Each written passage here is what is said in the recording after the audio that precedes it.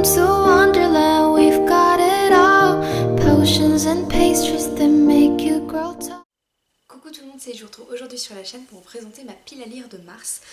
Alors il y a pas mal de livres qui seront de février parce que je vous avoue que j'en ai lu quelques-uns quand même. D'ailleurs j'en ai pas mal à vous présenter, mais j'ai beaucoup de lectures en cours que j'ai pas eu l'occasion de terminer et en fait j'en ai commencé beaucoup trop. Pour vous donner une idée des lectures en cours, j'ai tout ça en fait de février déjà à finir.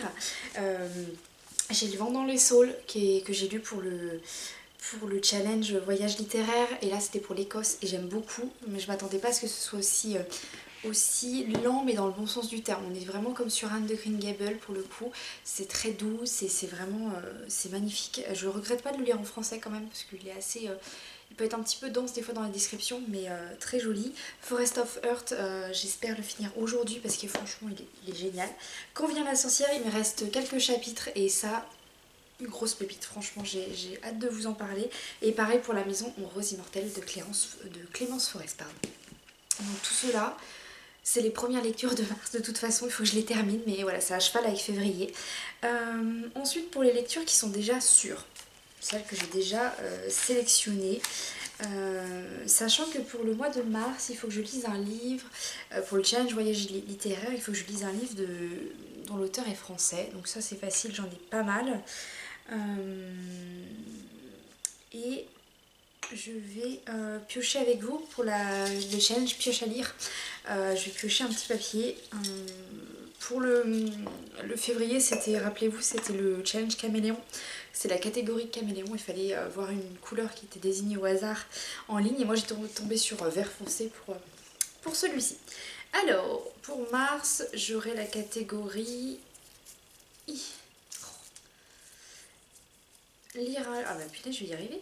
Cheshire, lire un livre qui vient de paraître, c'est sous 3 mois. Bon, c'est facile, j'ai quasiment que ça dans ma palle. Sachant que dans ma pile à lire, ouais, j'ai quasiment que ça. Donc ça, ce sera facile. Je peux mettre n'importe quel livre. Donc très bien. Donc celui-là, hop, celui-là, je le mets là. Tac, ça, je le mets ici pour le retrouver facilement. Donc voilà pour le challenge pioche à lire. Ça pourrait être n'importe quel livre de ma palle. Donc comme ça, c'est très bien.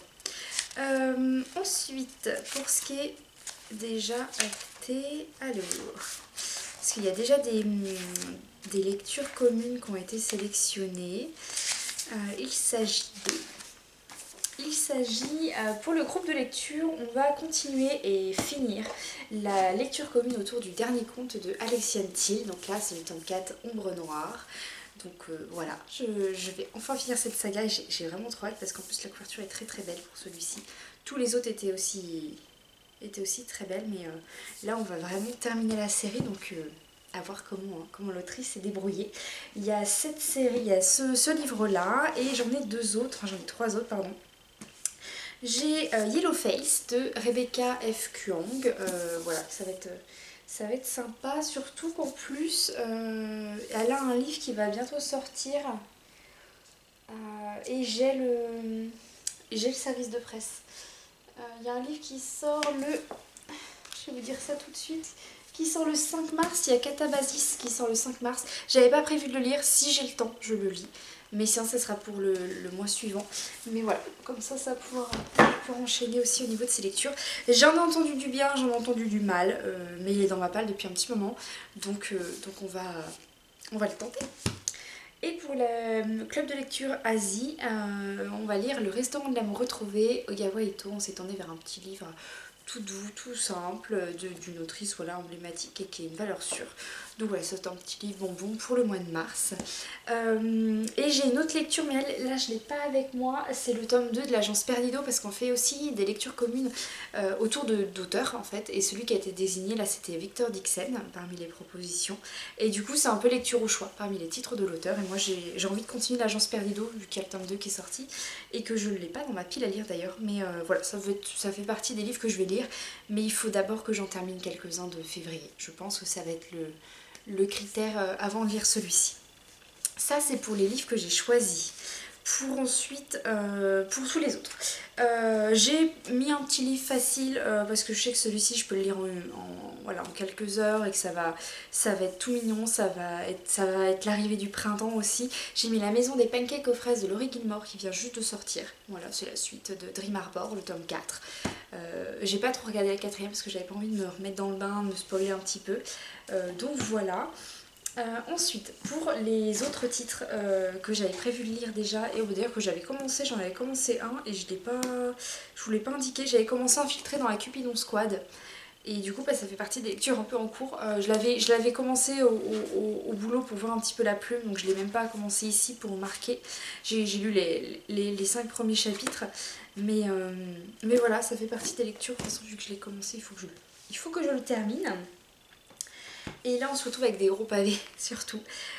Donc ça va être vraiment, je vais vous montrer ceux que j'avais prévu de lire en février, que j'ai pas eu le temps de lire et que du coup normalement je lirai pour le mois de mars. Il y a bien sûr toujours Journal d'un crush de Cassandra O'Donnell.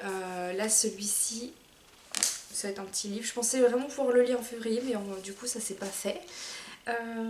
Il y a le Where the Library Hide, donc la bibliothèque engloutie de Isabelle Ibanez, qui est la suite, vous savez, de What the River Knows. Et je me suis procuré la version reliée. Donc ça c'est le service de presse que je vais lire. Et puis après j'achèterai la version reliée. Enfin je clôturerai mon achat de la version reliée. Toujours dans les services de presse, j'ai La femme qui inventa l'amour et Influence mortelle à lire.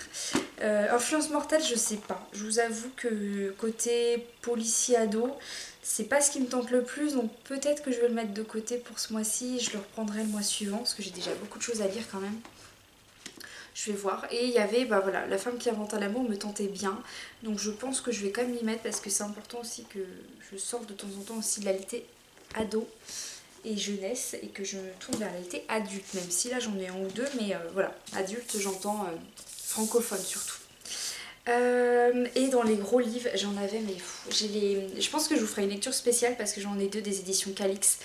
J'ai Blood Over Bright Haven et Behind the Crimson Curtain, qui sont deux titres qui sont sortis en fait en début d'année. Il me semble que celui-ci est sorti en fin 2025, si je dis pas de bêtises. Non, il est sorti le 7 janvier, autant pour moi. 7 janvier. Cela, ça a l'air très très prometteur. Mais c'est des pavés quoi en fait, donc j'ai peur de pas du tout avoir le temps. Et celui pour lequel par contre je vais peut-être le décaler en avril je pense, parce que j'ai envie de me lire tout d'un coup. C'est la série, vous savez, Powerless. Donc j'ai le tome 2 ici, j'ai le tome 3 qui est dans ma palle. Et en fait c'est tout, j'ai vu qu'il est fini, il n'y a que 3 tomes. Il n'y a que 3 volumes et il y a 2 hors-série, dont un que j'ai déjà lu et le deuxième il est justement déjà... il n'est pas encore traduit, pardon. Et en fait je vous ai refait sur mon blog, vous allez voir, j'ai refait un petit truc pour justement l'article que j'avais fait de Powerless. Je me suis dit que ça serait plus intéressant que justement je vous fasse un article des fois pour les séries, que je vous chronique tome par tome, où vous retrouviez un petit peu la vie générale bien sûr de toute la série, mais quand même aussi ciblé par tome sans trop spoiler. Je sais que je suis en train de vous en préparer un pour Akudar qui va être assez costaud parce qu'il y a 5 volumes déjà, mais voilà, j'ai préparé, j'ai refait des petits visuels, tout ça, et j'ai commencé par Powerless, et donc vous allez pouvoir suivre mon avancée de Powerless sur cet article. Je vous le mets bien sûr dans la description. Et du coup je vous mettrai mon avis au fur et à mesure de tout ça, et je pense que du coup ceux-là je vais les garder pour avril pour vraiment les lire au même moment et vous faire une lecture un peu plus ciblée, voire même je me demande s'il n'y a pas quand même leur série qui sort, faut que je regarde. Et toujours dans la continuité, vous savez, de valider des séries en cours en manga, j'en ai trouvé une. Il y a un tome à prendre, c'est tout, c'est No Game No Life. Je l'ai pas avec moi là, du coup j'ai le tome 1 qui est tout là-haut, mais voilà, je vous montrerai en image du coup. No Game No Life qui est un manga que j'adore, un animé que j'adore encore plus, même si il y a pas mal de choses à redire au niveau de l'adaptation et tout ça. No Game No Life j'aime beaucoup, et du coup il y a 2 livres qui sont sortis en France et j'avais lu que le tome 1, et du coup là je me suis commandé le tome 2 pour enfin la finaliser et la terminer. Et dans les nouveautés du mois qui me tentent énormément, mais que j'aurais clairement pas le temps de lire, à part peut-être un, quoique même les deux, franchement, les deux ils vont pas être trop costauds, mais j'ai déjà tout ça à lire, mais bon. Les deux grosses, enfin j'en ai déjà présenté une parce qu'il y avait déjà Dream Harbor qui m'intéressait. Les deux autres, il y en a un en jeunesse, c'est Les Légendes d'Orty, l'ombre du grand chêne de Clara Hoffman, qui est une sorte de suite, j'imagine, du premier que j'avais découvert. Et vous avez Strange Buildings de Ketsu qui va sortir en mars. J'ai plus les dates, je les ai pas notées, je suis désolée, mais celui-ci, il y a de fortes chances quand même que je le rajoute à ma pile à lire. Donc voilà pour tout le mois de mars. Franchement c'est un rattrapage de février parce que février il y a eu beaucoup de choses à préparer au boulot, à la maison, donc voilà, j'ai pas eu vraiment le temps et l'envie de me poser et de lire vraiment, de vraiment bouquiner. Je me suis centrée sur d'autres bouquins que j'ai quand même lu en février, mais voilà, je pensais lire plus et ça n'a pas été le cas. Mais c'est pas grave, c'est comme ça, il y a des moments comme ça. Mais voilà pour cette énorme pile à lire. Là, il va falloir vraiment que je mette un petit coup de pied et que ça avance un peu. Comme ça, je vais pouvoir vraiment accueillir les prochaines nouveautés avec moins de pression. Voilà. Donc c'est tout pour cette vidéo, j'espère qu'elle vous aura plu. N'hésitez pas à me dire en commentaire s'il y a des nouveautés en mars que vous avez vu passer, qui vous avez déjà lu et qui vous tentent, et que vous les trouvez bien. N'hésitez pas à mettre votre avis en commentaire. Je suis curieuse de voir un petit peu aussi vos lectures. Et puis voilà.